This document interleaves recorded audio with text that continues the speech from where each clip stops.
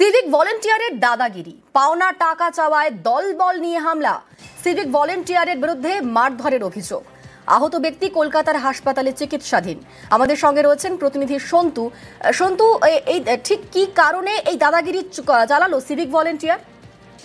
দেখো, শামপুরের নাকল গ্রাম পঞ্চায়েত এলাকার বাসিন্দা শেখ আশফাক উদ্দিন, তার পরিবারের অভিযোগ এই শেখ আশফাক উদ্দিন বেশ কিছু টাকা কিন্তু ধার দিয়েছিল শামপুর থানায় কর্মরত সিভিক ভলেন্টিয়ার শেখ মহিদুলকে।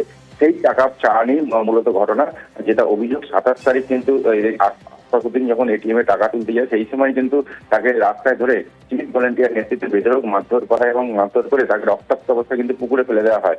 এরপরে কিন্তু তার বাড়ির লোকজন তাকে প্রথমে শামপুরের গ্রামীণ হাসপাতালে নিয়ে যায় এবং সেখান থেকে শরৎচন্দ্র মেডিকেল কলেজ হাসপাতালে নিয়ে যায় এবং গত 28 তারিখ কিন্তু শামপুর থানায় অভিযোগ দায়ের করলো। পরিবারের দাবি যে তার পক্ষ থেকে পুলিশ কিন্তু কাউকে এখনো গ্রেফতার করতে পারেনি, যদিও পুলিশের দাবি এখনো পর্যন্ত ঘটনার তদন্ত চলছে।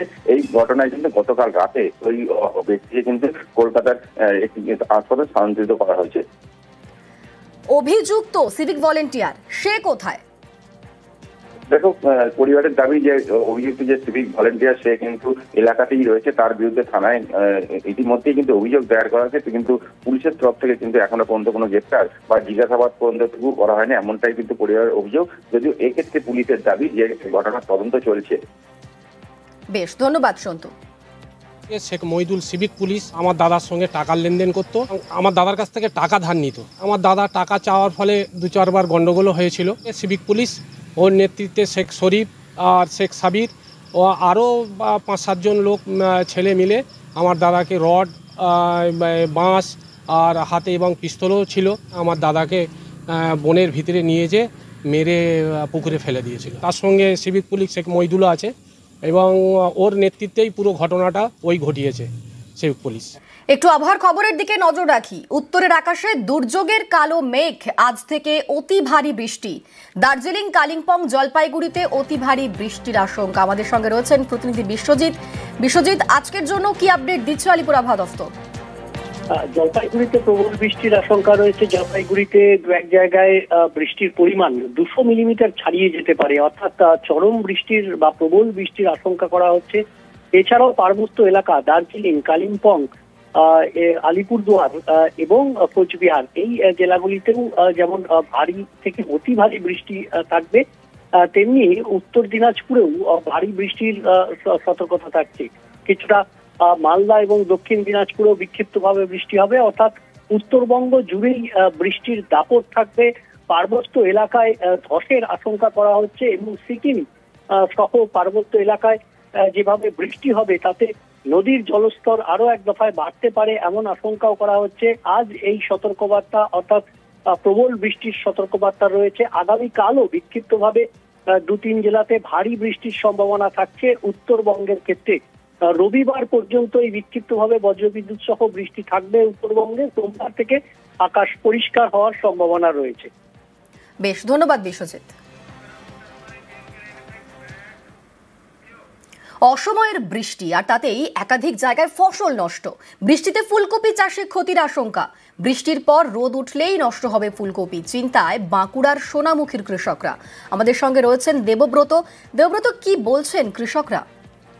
একদমই, দেখো, আতঙ্কিত এলাকার কৃষকরা, কারণ তারা জানাচ্ছে মহাজনের কাছে ঋণ নিয়ে তারা চাষ করেছে। কেউ বিগত যে ফসল সেই ফসল বিক্রি করে চাষ করেছে, কারণ আগামী ফসল তারা রোপণ করবে এই ধান্দায়, এবং এই ফুলকপি বিক্রি করে একটু বাড়তি পয়সা মুনাফা হয় কৃষকদের, কারণ তাদের কৃষিকাজ করেই কিন্তু সংসার চলে। এই গত কয়েকদিন ধরে টানা বৃষ্টি আর যার জেরেই কিন্তু মাথায় হাত কৃষকদের, কারণ এর পরেও যদি বৃষ্টি হতে থাকে এই সমস্ত কপি কিন্তু নষ্ট হয়ে যাবে, কারণ এরপর রোদ উঠলেই কিন্তু এই সমস্ত কপি পচন ধরতে শুরু করবে। কারণ এখন কৃষকদের বিঘার পর বিঘা জমি কিন্তু ফুলকপি চাষ রয়েছে। সোনামুখী ব্লকের উত্তর নিত্যানন্দপুর, কেনেটি এই সমস্ত এলাকাগুলিতে কিন্তু কৃষি প্রধান এলাকা, তাই এরা কফি চাষ করেছে। তবে এভাবে নষ্ট হলে কিন্তু মাথায় হাত পড়বে।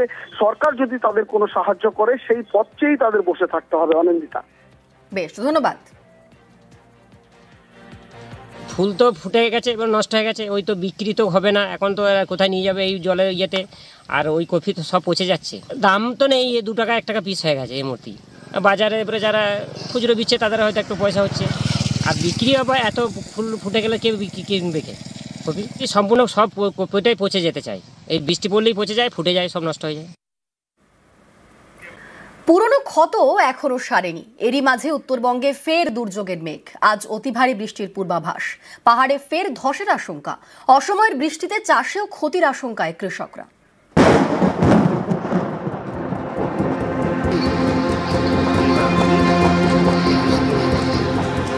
4 অক্টোবর উত্তরবঙ্গে দুর্যোগ, তছনছ একের পর এক এলাকা।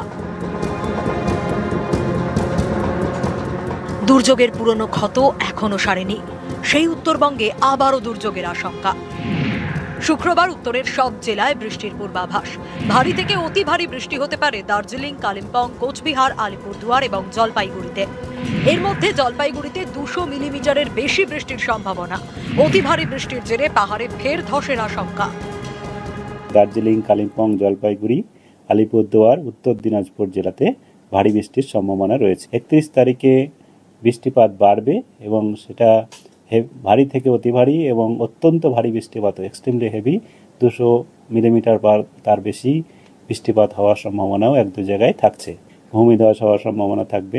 যেগুলো নিচু এলাকা, সেই নিচু এলাকায় জল জমে যাওয়ার সম্ভাবনা থাকবে এবং কাঁচা রাস্তা ক্ষতি হওয়ার সম্ভাবনা আছে। কাঁচা বাড়িরও যেটা ধসে যাওয়ার হয় সেরকম হওয়ার সম্ভাবনা থাকবে। এরকম উত্তরবঙ্গে অতি ভারী বৃষ্টি এবং ধসের আশঙ্কা। এর জেরে শুক্রবার থেকে পাহাড়ে বন্ধ adventure tourism, paragliding, river rafting এবং ক্যাম্পিং বন্ধের নির্দেশ। মঙ্গলবার অন্ধ্রপ্রদেশে আছড়ে পড়ে মন্থা, শক্তি হারিয়ে ঘূর্ণিঝড় পরিণত হয়েছে নিম্নচাপে। এর প্রভাবে রাজ্যে জেলায় জেলায় বৃষ্টি।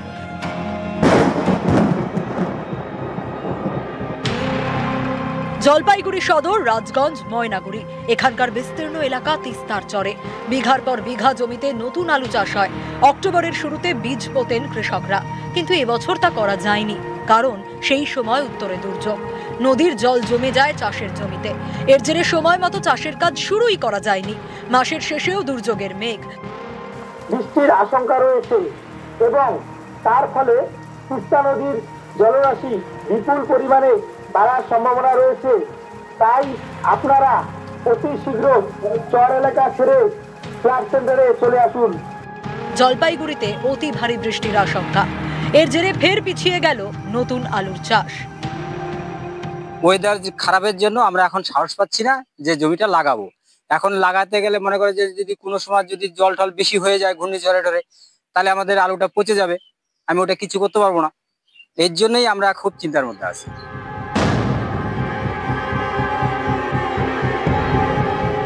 বাঁকুড়ার বিষ্ণুপুর এবং জয়পুর, এখানে বিঘার পর বিঘা চাষের জমি জলের তলায়। অকাল দুর্যোগ, এখানে প্রচুর মানুষ আলু লাগিয়েছিল। 2 দিন বৃষ্টি হওয়ার কারণে জমিতে প্রচুর জল জমে আছে, খুবই ক্ষতিগ্রস্ত। চাষিদের মাথায় হাত। অক্টোবর মাস, নতুন আলু চাষের সময়। কয়েকশো বিঘা জমিতে পোতা বীজ সব জলের তলায়। কৃষকদের মাথায় হাত। প্রচণ্ড হারে আর কি আলু চাষের ক্ষয়ক্ষতি হয়ে গেছে। আর কি 2 দিন জল হওয়ার পর জমিতে প্রচণ্ড জল দাঁড়িয়ে আছে। জল এখনও পর্যন্ত জমিতে জল আছে, কিন্তু আলু যে লাগিয়েছিল একটা আলু আশা করি টিকবে না, আবার পুনরায় দ্বিতীয়বার আবার চাষ করতে হবে।